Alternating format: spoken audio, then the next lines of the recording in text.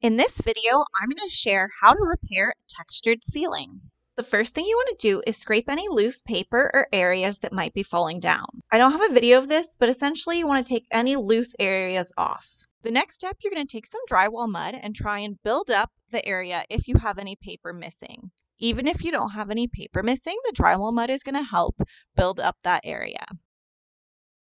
Finally, you're going to add some popcorn texture, and you can buy this in a few different varieties. You can buy the tube, a spray, or a bucket if you're doing a large area. For this small zone, I just use the tube, which I find really easy because it has an applicator attached. Technically, my textured ceiling was a different pattern than this popcorn tube. However, I find that if you fade the area, which means not only covering the spot you are doing, but a bit further, it helps to blend in both different textures. The last step will be priming and painting your wall patch to match the existing ceiling or wall, which might require a few coats. Don't worry, I did clean up my light after.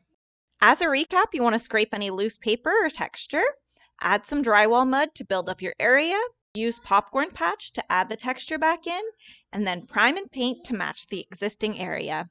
Hope your project works out. Go to madisonmethod.com for more details.